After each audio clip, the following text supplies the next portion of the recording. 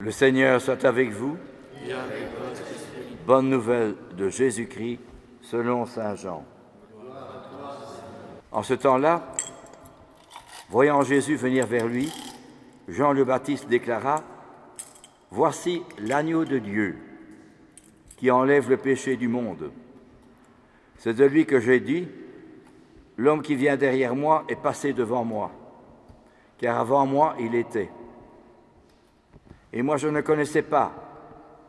Mais si je suis venu baptiser dans l'eau, c'est pour qu'il soit manifesté à Israël. » Alors Jean rendit ce témoignage: « J'ai vu l'Esprit descendre du ciel comme une colombe. Il demeura sur lui, et moi je ne connaissais pas. Mais celui qui m'a envoyé baptiser dans l'eau m'a dit: celui sur qui tu verras l'Esprit descendre et demeurer, celui-là baptise dans l'Esprit Saint. Moi j'ai vu et je rends témoignage, c'est lui le Fils de Dieu. Acclamons la parole de Dieu. » Louange à toi, Seigneur Jésus. Jean-Baptiste déclara: « Voici l'agneau de Dieu qui enlève le péché du monde. » Nous répétons cela au moment du Gloria. Agneau de Dieu qui enlève le péché du monde, reçoit notre prière. Et nous prions aussi, nous le disons également au moment de la communion: « Voici l'agneau de Dieu, voici celui qui enlève le péché du monde. » Que veut dire l'agneau de Dieu? Trois choses. La première, ça renvoie au serviteur de Yahweh, le serviteur souffrant, au chapitre 53 du prophète Isaïe, qui annonçait la passion du Christ, qui annonçait que le Christ allait souffrir. Et l'Église reprend ce texte de Isaïe au moment de la passion du Christ, lorsque nous lisons l'épître ou les lectures de la messe de la Passion. Et cela veut dire l'humilité chez notre Seigneur et le silence dans sa passion. Si vous relisez la Passion, Jésus ne dit rien. Et quand Pilate l'interroge, il ne parle pas non plus. Les grands prêtres l'interrogent, il ne répond pas, parce qu'il sait bien ce qu'il attend. Le serviteur de Yahweh, c'est un exemple pour nous, l'exemple de notre Seigneur dans son humilité. Deuxième chose de l'agneau de Dieu, c'est l'agneau pascal. Ça veut dire son sang. Jésus verse son sang, ça a une valeur rédemptrice. Il vient, en versant son sang, il vient sauver les hommes des ténèbres pour les conduire dans la lumière de Dieu. Un sang rédempteur. D'ailleurs, à la consécration, ceci est le coupe de mon sang, le sang de l'alliance nouvelle et éternelle qui sera versé pour vous et pour la multitude en rémission des péchés, dit le prêtre, au moment de la consécration. Et enfin, troisième aspect de l'agneau céleste.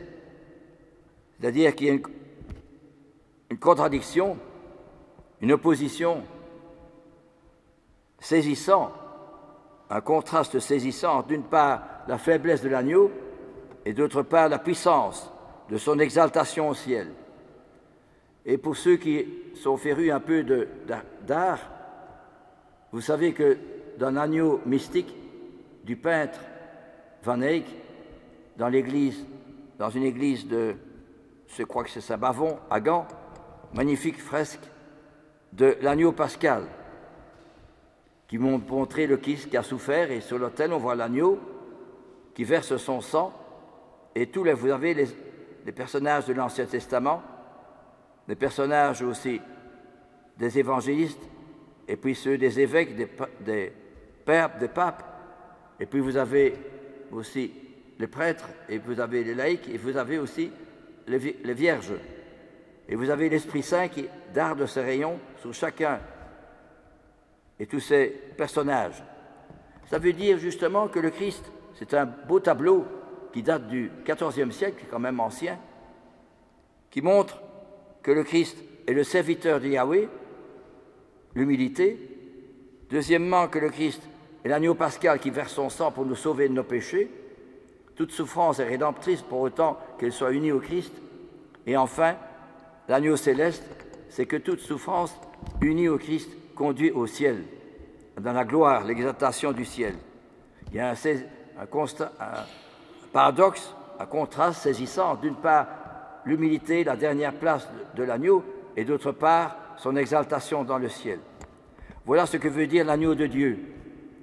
Puissions-nous, au moment où chantons le Gloria et que le prêtre montre la Sainte Hostie, voici l'agneau de Dieu, voici celui qui enlève le péché du monde, nous sommes tellement habitués que nous avons perdu la réalité de ce que c'est que le Christ, qui est l'agneau de Dieu.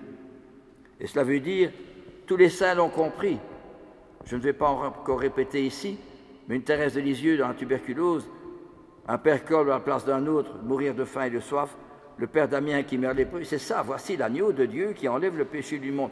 C'est le Christ qui revit sa propre passion à travers eux. Mais justement, à cette place, ils sont déjà un pied dans le ciel, ils sont déjà dans l'exaltation. Oui. Nous avons perdu cela parce que, par manque de prière, si nous prions davantage, bien nous pourrions comprendre et réaliser beaucoup plus dans notre vie personnelle, à travers les aléas, les difficultés, les problèmes, les contrariétés, les joies et les peines aussi, que c'est le Christ qui a soif, je dis bien qui a soif, de revivre sa propre vie à travers moi, de façon que nous puissions dire comme saint Paul, ce n'est plus moi qui vis, c'est le Christ qui vit en moi.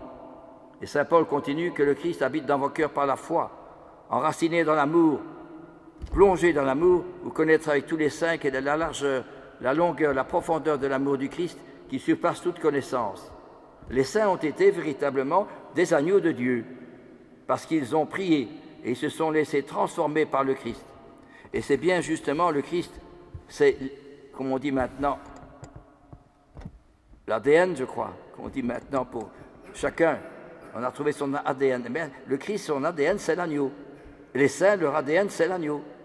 Et c'est ce que dit saint Paul, Paul appelé par la volonté de Dieu pour être apôtre du Christ Jésus. Mais par là, il est participant à l'agneau de Dieu.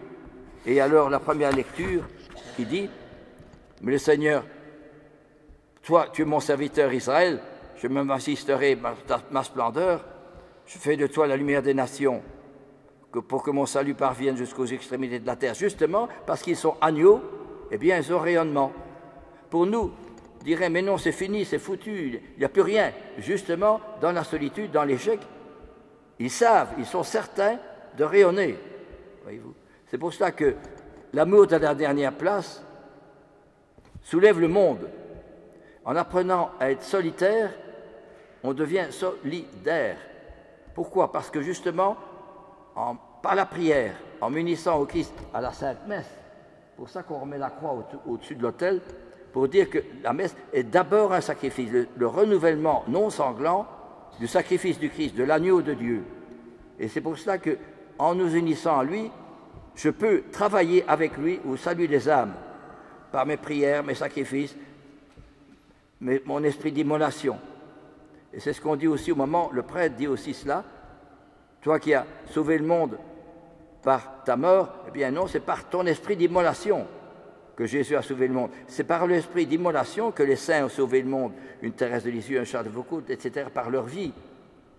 Et pas par des discours, des raisonnements, des discussions, des papiers. Certes, il en faut, ça ne veut pas dire qu'il n'en faut pas, mais ça veut dire qu'en profondeur, en réalité, c'est par leur esprit d'immolation qu'ils ont sauvé le monde.